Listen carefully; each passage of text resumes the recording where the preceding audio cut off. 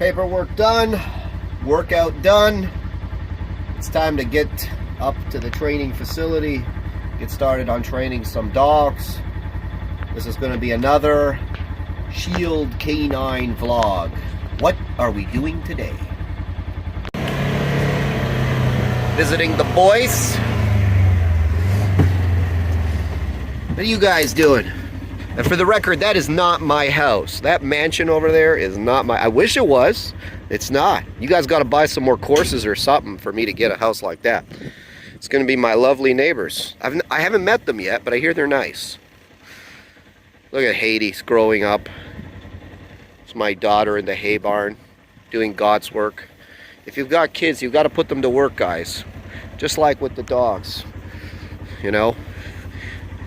What is the saying? How does that saying go? The devil's... something about idle hands are the devil's work or something like that. It's very true. Alright, who do we have here? We got Zozo. Zoe! Yeah. Nix. Maybe Nix's mommy will watch this. She's growing up, becoming a big girl. And Yaxie. What you doing? Where's that face?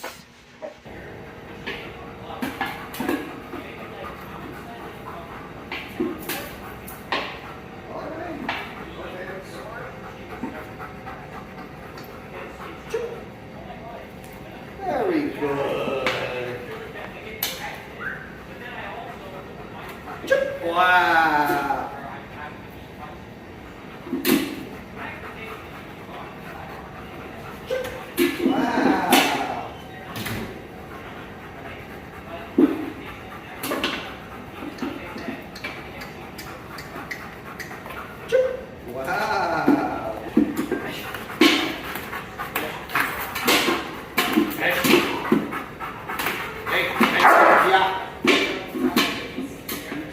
No great surprise that he's not particularly good with other dogs. Yeah. Right? Yeah.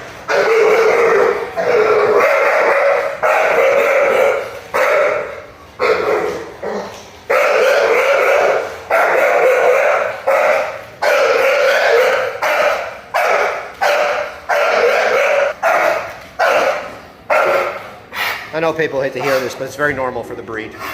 Yeah. Okay, guys, so I just talked to the lady a little more about the dogs. It turns out that he's been with a positive-only trainer. They've done a lot of look at me nonsense or look at that or whatever it is. It doesn't really matter. In the end, basically, she said that over the last few months, the dog has become significantly more frustrated than he ever was. And she feels like that type of training actually made him more frustrated, which is kind of hilarious.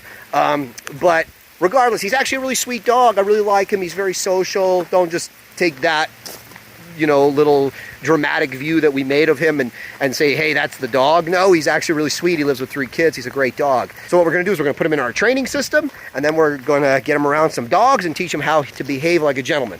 That's more like you. That's like you. Yeah. Focus on your dog. Don't even think about that one. Good boy. Praise him. Pet him. Good job. He's really working hard. He's trying his... Good. A little he almost lost it there, and that's you just kind of watching him and managing him, helping him, and then getting that tap. I want him to know it's from Mommy. Mommy's upset with that behavior. Good. Go the other way. Good job. Praise him. Good.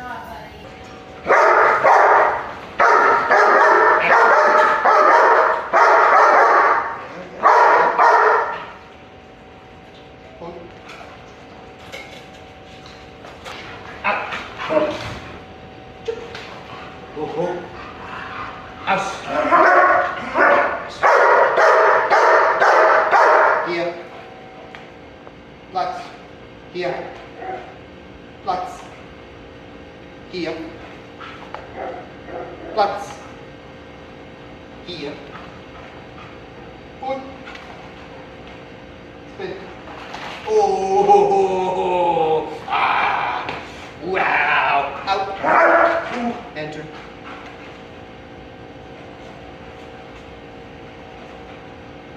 Goose.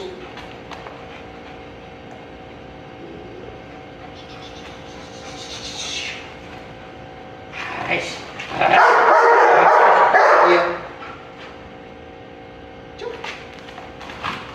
Dogs, the pinch actually overexcites them. So when you pop on the pinch collar, you start to see them get more amped almost. And it's really not like giving a change in the behavior. He is actually like, he's tough to it, but he is respectful of the pressure. I can suppress with the prong collar, and it's not like getting him more amped. Yeah. A lot of bullies, you'll find, especially, the pinch collar overexcites them. That's when you go slippy collar right away. You could go slippy collar with him, but he's actually decently respectful of the pinch. He's actually not one of the strongest Rottweilers I've had. And a female, I can get the response I want with him. Atta boy. You're paying attention. Don't go around the middle. And for me right now, anytime he looks into my eyes and checks in on me, he gets a treat. Any single time.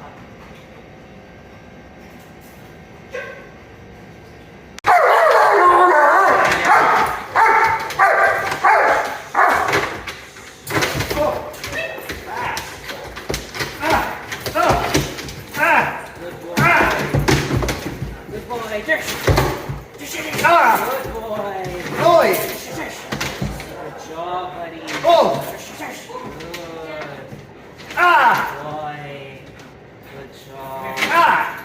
Good. Can you sit? Sit. Oh, he can sit. Good boy. Oh. Good boy. Good boy. Good boy. This is Sadie. She's a puppy here for our board and train. Little mini Aussie thing. Off-leash recalls. Making a little bit of contact on the handler, but right now that's okay. We just want her exuberant. Sadie, come. Just working on that 360 control with Sadie.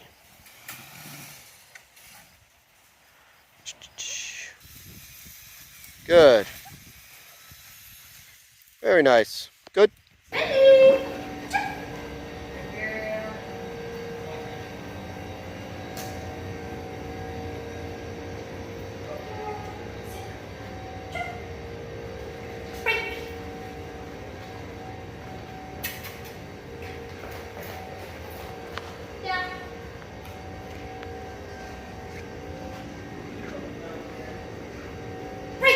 We're vlogging today, so apprentice Aaron is going to hold the camera and hopefully not screw that up. That's test number 1.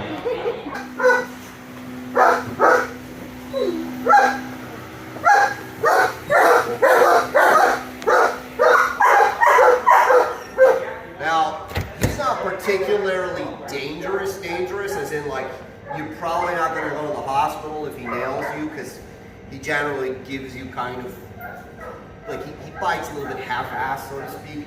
But he's really learned that whenever he feels pressure, right, on the leash, wherever, that the solution to the pressure is to neutralize the leash with his legs and then try to bite the handler. He has a lot of, you might wonder why he looks so scruffy, right, and it's a bouvier. Well, the reason why, at least I think it's a bouvier. It's a bouvier, right? I don't know. It's one of these black fluffy dogs. It doesn't particularly matter. Is he a Schnauzer? Giant Schnauzer. Giant Schnauzer. Whatever. The bottom line is, with him, he's really learned that the solution to any kind of pressure is to immediately fight the pressure and, bite the handler. He's really bad for the vet. They can't take him to the groomer, so on and so forth. So it's one of these situations. I don't think he's hospitalized anybody, but he's a big boy and he's a little bit of a hard case. He's also a very brave dog. A lot of these dogs that are like this are like super nervous. He's a pretty tough, brave dog. So all those things in combination, it's kind of like training a mule, So anyways, we're a few weeks in with Kepler.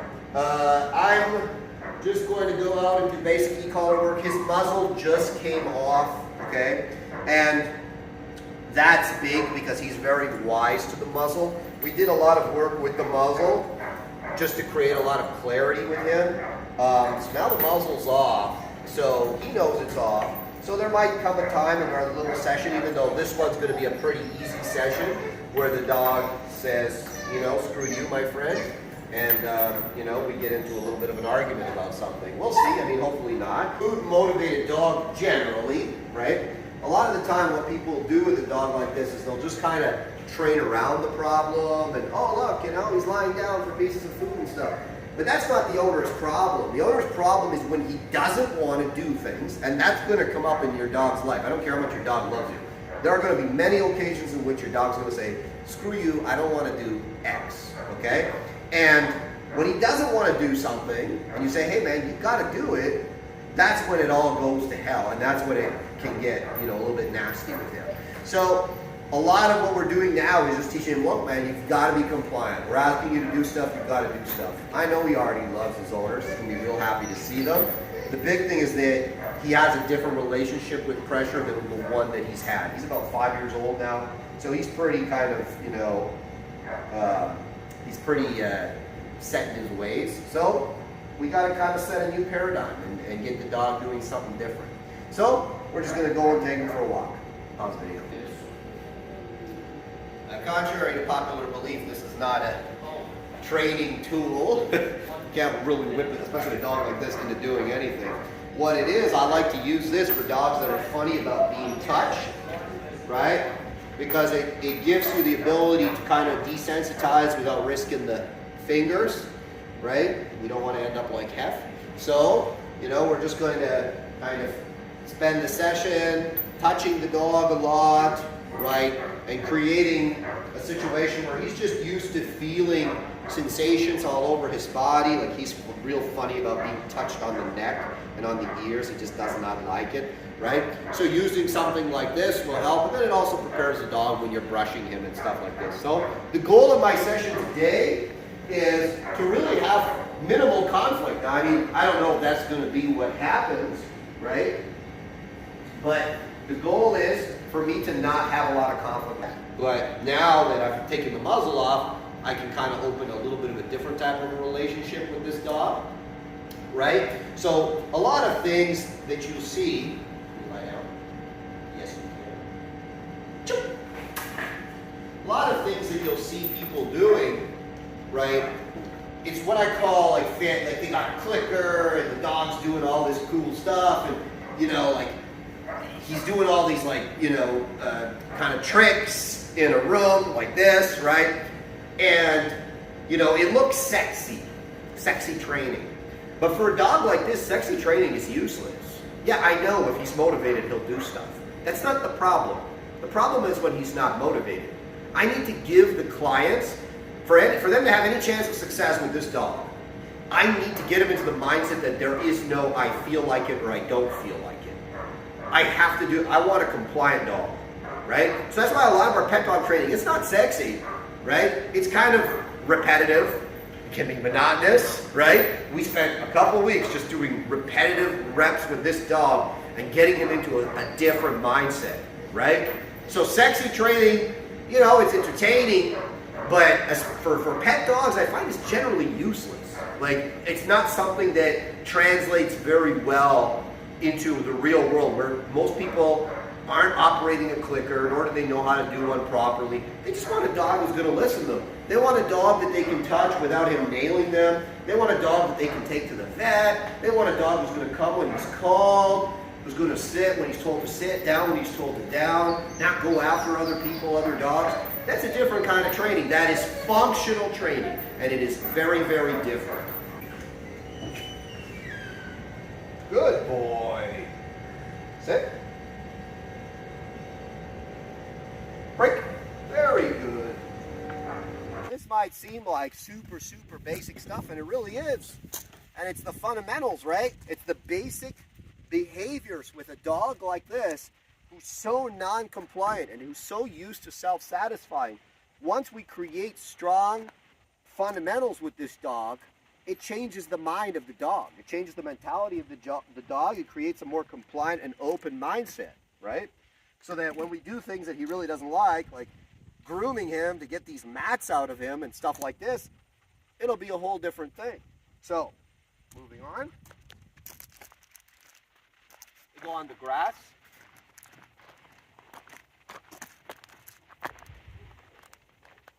Good job, Kepler. So now he's smelling. I'm going to try and get him off the grass. Here, Kepler. Good boy. And he's willing to leave that. Down. Chip. Very good. Kepler. Place. Good boy. All the way. Place. He hasn't gone on this before. And believe it or not, just something so simple like saying, hey, go on this new thing can actually cause a conflict. So it's important to kind of get the dog, like I said, in that compliant mindset. I told you to go on this thing, let's go on it. Break. Kepler. Place. Place. So here now I'm insisting. He's not allowed to come off. Good boy. Good. Some food reward there on the bed, or the skid, I should say. Break.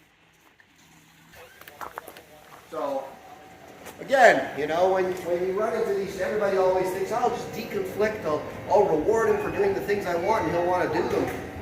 He didn't want to go into the kennel more than he wanted the food, right? Like, he really didn't want to go back in the kennel. So now he's learned, okay, I have to go back.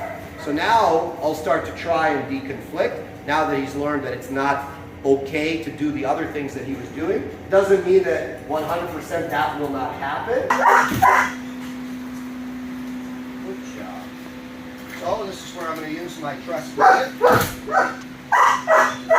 ants.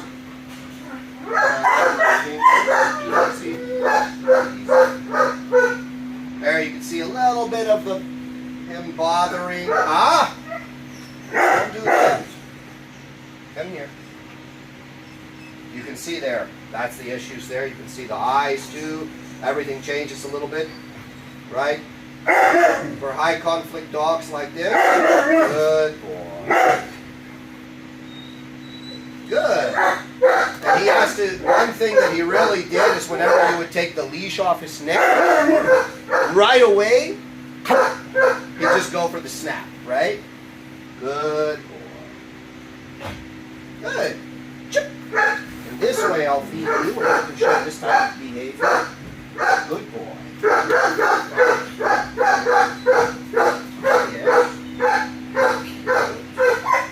You can see a little bit of change here.